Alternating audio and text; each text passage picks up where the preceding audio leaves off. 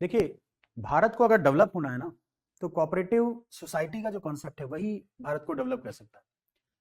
जैसे अगर हम बोलें तो सहकारिता से समृद्धि एक कॉन्सेप्ट है, जिसको हम बोलते हैं सहकारिता से समृद्धि। सहकारिता का मतलब कॉपरेशन।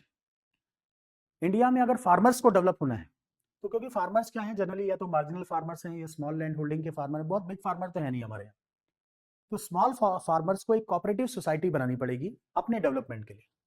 और अगर आप 2021 का डाटा देखेंगे या आप उसका पॉपुलेशन डाटा देखें, तो 65% पॉपुलेशन आज भी गांव में रहती है। प्लस उस 65% पॉपुलेशन में जो 45% पॉपुलेशन है, वो डायरेक्टली अपनी लाइवलीहुड के लिए एग्रीकल्चर पे डिपेंडेंट है। आप ये जो पीछे देख रहे होंगे the taste of India Amul का, ये ऐड देखते हैं आप, रोज न्यूज़पेपर में भी आता है द टेस्ट ऑफ इंडिया। ये इनिशियली अमूल, आनंद मिल्क यूनियन लिमिटेड बोलते हैं। अमूल की फुल फॉर्म होती है आनंद मिल्क यूनियन लिमिटेड, लेकिन किसी को शायद पता ना हो वो अमूल की फुल फॉर्म यही है। जनरली आम आदमी को अमूल अमूल समझ में आता है, अमूल का बटर समझ में आता है, अमूल का ठीक है आपका दही समझ में आता है, सब अमूल अमूल मिल्क समझ में आता है। अमूल एक कोऑपरेटिव सोसाइटी है। एक कोऑपरेटिव सोसाइटी से शुरू हुआ था और आज इतना डेवलप्ड कोऑपरेटिव सोसाइटी कि पूरे इंडिया को ये मिल्क सप्लाई कर रहा है। White revolution. ये कोऑपरेटिव सोसाइटी एग्रीकल्चर में भी होनी चाहिए, फार्मर्स की भी कोऑपरेटिव सोसाइटी बननी चाहिए। इसके लिए गवर्नमेंट ऑफ इंडिया क्या कर रही है कि क्योंकि कोऑपरेटिव सोसाइटी अगर देखिए ना, तो वो स्टेट सब्जेक्ट है, स्टेट लिस्ट में। Government of India cooperative society को प्रमोट करना चाहती है, फार्मर्स के बीच में प्रमोट करना चाहती है।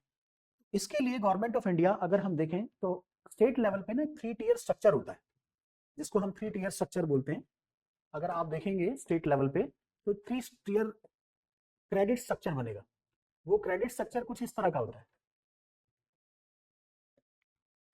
स्टेट लेवल पे आपको स्टेट कोऑपरेटिव बैंक्स मिलेंगे, एससीबी बोलते हैं ना, इसको हम ऐसे बोल सकते हैं, state cooperative banks, cooperative banks. दूसरा अगर हम देखें डिस्ट्रिक्ट लेवल पे, तो डिस्ट्रिक्ट सेंट्रल कोऑपरेटिव बैंक बोलते हैं, सेंट्रल कोऑपरेटिव बैंक बोलते हैं, कोऑपरेटिव बैंक बोलते हैं, मींस डीसीसीबी बोला जाता है। और बिल्कुल विलेज लेवल पे देखा जाए तो पीएसीएस होता है, primary agriculture cooperative society, primary agriculture agriculture agricultural credit society. यहाँ जो पीएसीएस है, जो गांव के लेवल पे होती है, ग्राम पंचायत लेवल पे होती है, ये पीएसीएस क्या करती है, फार्मर्स को डायरेक्टली लोन प्रोवाइड करती है, शॉर्ट टर्म लोन प्रोवाइड करती है, बहुत बड़े लोन प्रोवाइड नहीं करती, फार्मर की नीड के according short term loan provide करती है, कम अमाउंट के लोन प्रोवाइड करती है। तो अभी तक पीएसीएस जो था वो सिर्फ एक काम कर रहा था। काम क्या था? लोन डिलीवर करना, शॉर्ट टर्म लोन डिलीवर करना, लेस अमाउंट का लोन डिलीवर करना, जिससे फार्मर सीड्स परचेज कर सके, फर्टिलाइजर परचेज कर सके, मान लो एग्रीकल्चर इक्विपमेंट्स परचेज करना है वो परचेज कर सके। बट गवर्नमेंट ऑफ इंडिया, आपने सुना भी होगा, एक नई मिनिस्ट्री हमने बनाई है, मिनिस्ट्री ऑफ कॉर्पोरेशन, जिसके जो चीफ हैं या हेड हैं वो होम मिनिस्टर हैं, अमित शाह जी हैं। गवर्नमेंट ऑफ इंडिया को एक नई मिनिस्ट्री तक बनानी पड़ेगी, मिनिस्ट्री ऑफ कॉर्पोरेशन, क्योंकि हम ये जानते हैं कि इंडिया को अगर डेवलप्ड इंडिया बनाना है 2047 तक, तो कॉर्पोरेशन की सबसे ज्यादा जरूरत है, और कोऑपरेटिव सोसाइटीज ही डेवलप कर सकती है इंडिया। सो अभी हम क्या चाहते हैं, मिनिस्ट्री ऑफ कॉर्पोरेशन बोल रही है कि ये जो प्राइमरी एग्रीकल्चर क्रेडिट सोसाइटीज हैं, जो गांव के लेवल पे हैं, जिन्हें जो डायरेक्टली फार्मर्स के कांटेक्ट में है, जो फार्मर्स को लोन देती हैं, हम इनको मल्टीपर्पज बना देंगे और उससे रूरल ग्रोथ और रूरल डेवलपमेंट को इंश्योर किया जाएगा। हम ये चाहते हैं कि जो हमारी 65% पॉपुलेशन जो गांव में रह रही है, उनको एम्प्लॉयमेंट अपॉर्चुनिटीज मिले, उनका इकोनॉमिक ग्रोथ हो। सो हम इसको इंजन ऑफ ग्रोथ बनाना चाहते हैं, पीएसीएस को क्या बनाना चाहते हैं, इंजन ऑफ ग्रोथ बनाना चाहते हैं। इसके लिए अगर देखा जाए तो ये पीएसीएस का पूरा हमने एक कल्चर बना रखा है। और अब गवर्नमेंट ऑफ इंडिया ये प्रमोट कर रही है कि जो भी पीएसीएस है, प्राइमरी एग्रीकल्चर क्रेडिट सोसाइटीज हैं, उनको मल्टीपर्पज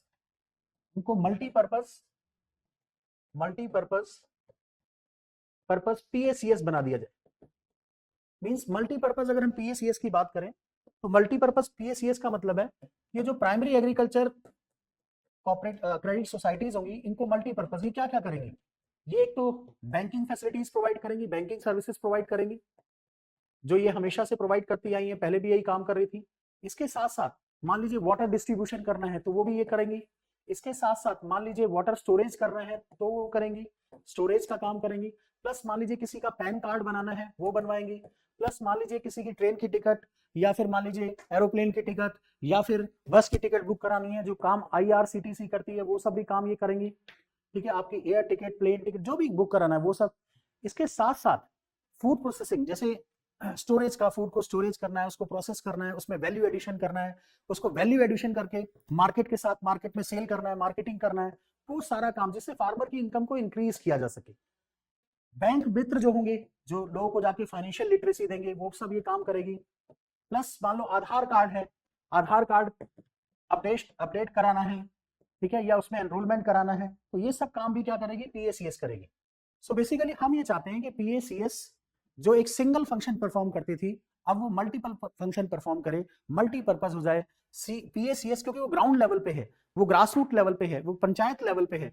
और अगर हम देखें कि हमारे यहाँ 2.5 लाख ग्राम पंचायत है, सो हम 2.5 लाख ग्राम पंचायत में इस तरह के ग्रोथ इंजन को अगर हम डेवलप कर दें, जो कॉमन सर्विस सेंटर का काम भी करें, plus PACS primary agriculture credit societies का भी काम करे, फाइनेंशियल इंक्लूजन भी करे, लोगों को क्रेडिट फैसिलिटी भी अवेलेबल करे, उनको जो फाइनेंशियल प्रोडक्ट्स होते हैं, बैंकिंग प्रोडक्ट्स, उनके बारे में अवेयरनेस क्रिएट करे।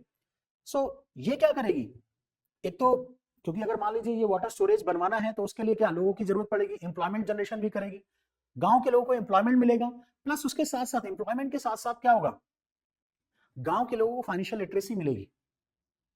गांव के लोगों को जो अर्बन फैसिलिटीज जो अर्बन सेंटर्स में मिलती है वो रूरल एरियाज में मिलेगी। और क्योंकि मैंने अभी बोला 65% पॉपुलेशन रूरल एरियाज में रहती है, सो उनका भी ये राइट बनता है कि उनको वो सर्विसेज मिले। सो हम ये चाहते हैं, हमारी गवर्नमेंट ये चाहती है, state government, even central government ये चाहती है कि PACS को हम मल्टीपर्पज बना दे, वन स्टॉप सेंटर बना दे। आपको कुछ काम करना है PACS में जाइए, इससे कितने लोगों को एम्प्लॉयमेंट मिलेगा, कितने लोगों को एम्प्लॉयमेंट अपॉर्चुनिटीज मिलेगी। प्लस दूसरा क्या होगा, जो ये प्रोडक्ट्स बनाएंगे या जो जैसे मान लीजिए सेल्फ हेल्प ग्रुप है, उनको लोन लेना है तो इसी से ले लेंगे, या फार्मर प्रोड्यूसर ऑर्गेनाइजेशन है तो उनको भी हेल्प आउट करेंगे। सो इससे क्या होगा कि फार्मर की एक तो इनकम डबल होगी, जब फार्मर की इनकम डबल होगी तो वो 65% पॉपुलेशन की भी इनकम बढ़ेगी। आने वाले टाइम में PACS को हम बनाना चाहते हैं कि ये कैटलिस्ट की तरह काम करे, एक कैटलिस्ट की तरह काम करे rural development, rural development, rural development. इस साल का भी बजट आप देखेंगे तो हम यही चाहते हैं कि गांवों के जो लोग हैं उनकी क्वालिटी ऑफ लाइफ को एनहांस किया जाए। ठीक है, वाई दे शुड सफर, ठीक है, उनको why they should migrate from the rural areas to urban areas, they should stay there, वहां पे रहना चाहिए उन्हें। जैसे बॉर्डर एरियाज में बहुत सारे विलेजेस हैं, अब वो बॉर्डर एरियाज के विलेजेस को देखो तो घोस्ट विलेज बन गए हैं, भूत विलेज बन गए, वहां के लोग माइग्रेट करके दिल्ली में आ जाते हैं, वो खाली हो गए एकदम। उससे क्या होगा, हमारी इंटरनल सिक्योरिटी को खतरा होगा। तो हम ये चाहते हैं कि वो लोग वहीं पे स्टे करें, और वहां पे स्टे करवाने के लिए हमें क्या करना पड़ेगा, इस तरह का एक ग्रोथ इंजन डेवलप करना पड़ेगा। अभी हमारा टारगेट क्या है कि हम अगले 5 सालों में कम से कम 5 लाख, 2.5 लाख, 3 लाख, 5 लाख, कम से कम इतने ज्यादा से ज्यादा अमाउंट में PACS मल्टीपर्पज PACS बनाए, जिससे कि रूरल अर्बन माइग्रेशन को रोका जा सके, अर्बन सेंटर्स में जो स्लम बन रहे हैं उनको खत्म किया जा सके। ठीक है, तो ये सारी चीजें PACS के अंदर इतना बड़ा पोटेंशियल है, इतना बड़ा पोटेंशियल है। अब ये डिपेंड करता है कि स्टेट गवर्नमेंट किस तरह से इसको इफेक्टिवली इंप्लीमेंट करती है। और अगर हमारे पास 2.5 लाख विलेज पंचायत हैं तो 2.5 लाख हमें कम से कम PACS चाहिए। लेकिन ऐसा नहीं कि एक गांव में एक ही PACS हो सकता है एक विलेज पंचायत में हम 2-3 PACS भी बना दें अगर वहां पॉपुलेशन ज्यादा हो। So PACS will work at the grass root level, एंड ये PACS क्या करेगा, उस ग्रास रूट लेवल पे डेवलपमेंट लेकर आएगा। सो इसलिए हमारी गवर्नमेंट इतना फोकस कर रही है, हम चाहते हैं कि PACS जो हो मल्टीपर्पज हो जाए, वन स्टॉप सेंटर बन जाए। हमें कुछ भी काम करवाना है, टिकट बुक करवानी है, PACS में हो जाएगा, हमारा आधार कार्ड अपडेशन करना है, PACS में हो जाएगा। तो PACS को हम रूरल एरियाज की जो प्रॉब्लम्स है उसका एक सॉल्यूशन बनाना चाहते हैं। हम वहां प्रोडक्ट प्रोड्यूस करना चाहते हैं जो ग्लोबल स्टैंडर्ड के प्रोडक्ट्स हो, जिसको हम फार्मर को एक्सपोर्ट पोटेंशियल दे सके, फार्मर के प्रोडक्ट को सीधा एक्सपोर्ट से हम लिंक कर सकें। इसके बाद अगर हम देखते हैं, मान लीजिए अगर स्ट्रक्चर की बात, जैसे PACS है, प्लस आप अगर देखें पूरा स्ट्रक्चर देखें इसका, तो structure of cooperative credit institution देखें तो एक तो होता है अर्बन कोऑपरेटिव बैंक्स, इनकी हमें बात नहीं करनी, अभी हम रूरल पे कर रहे हैं। एक होता है रूरल कोऑपरेटिव इंस्टीट्यूशंस, इनमें शॉर्ट टर्म स्ट्रक्चर होता है और एक लॉन्ग टर्म स्ट्रक्चर होता है, तो हमें फोकस करना है अभी शॉर्ट टर्म पे। तो शॉर्ट टर्म स्ट्रक्चर में देखिए, अभी मैंने बताया था 3 tier structure, state cooperative banks होते हैं, ये डिस्ट्रिक्ट बोलते हैं इसको, डिस्ट्रिक्ट सेंट्रल कोऑपरेटिव बैंक्स बोलते हैं, DCCB। Next is primary agriculture credit societies, primary agriculture credit societies. Government of India और मिनिस्ट्री ऑफ कॉर्पोरेशन इस पे फोकस कर रही है, क्योंकि एक्चुअली ग्राउंड लेवल पे यही काम कर रही है, ये सब तो इसको फंडिंग करती है, अगर स्टेट कोऑपरेटिव बैंक्स की बात करें तो इसको फाइनेंस प्रोवाइड करती है। सो मेन जो वर्क है, फील्ड वर्क कौन कर रहा है, ये कर रही है। सो अगर इस इंजन ऑफ ग्रोथ को हम डेवलप कर देंगे, मल्टीपर्पज कर देंगे, सो रूरल एरिया का डेवलपमेंट होना शुरू हो जाएगा। बाकी लॉन्ग टर्म में अगर देखें तो state cooperative agriculture rural development banks हैं, प्राइमरी कोऑपरेटिव बैंक है, हमें लॉन्ग टर्म पे फोकस नहीं करना है, अभी शॉर्ट टर्म पे करना है। इसलिए पीएसीएस आने वाले टाइम में एक गेम चेंजर बन जाएगा रूरल डेवलपमेंट में। आने वाले टाइम में पीएसीएस एक गेम चेंजर बन जाएगा रूरल डेवलपमेंट के लिए। So that's why government of India is focusing on the cooperative institutions, promoting cooperative institutions. Even अगर आप देखेंगे तो अभी आर्टिकल 19(1)(c) कॉन्स्टिट्यूशन अमेंडमेंट करके 97th कॉन्स्टिट्यूशन अमेंडमेंट एक्ट, अगर आप देखें तो 97th कॉन्स्टिट्यूशनल अमेंडमेंट एक्ट 2011, उसमें 19(1)(c) में राइट टू फॉर्म एसोसिएशन और कोऑपरेटिव सोसाइटी को फंडामेंटल राइट कर दिया गया। प्लस अगर आप उसमें देखते हैं 43 डीपीएसपी में अगर देखते हैं तो 43 कैपिटल बी है, जो स्टेट को बोलता है कि state shall endeavour to promote the cooperative society. Even cooperative societies act add कर दिया गया पूरा का पूरा। अगर आप देखें कोऑपरेटिव सोसाइटीज एक शेड्यूल भी ऐड किया, शेड्यूल कह रहा हूं, एक पार्ट ऐड किया गया, 9th बी पार्ट ऐड किया है। सो गवर्नमेंट को भी ये बात समझ में आ रही है कि अगर हम इंडिया को डेवलप करना चाहते हैं तो हमें कोऑपरेटिव सोसाइटी, कोऑपरेटिव कल्चर को प्रमोट करना पड़ेगा। जैसे अमूल को प्रमोट किया गया, ऐसे ही अमूल जैसे बहुत सारे और कोऑपरेटिव इंस्टीट्यूशन चाहिए जो इंडिया को डेवलप बना सके। Thank you.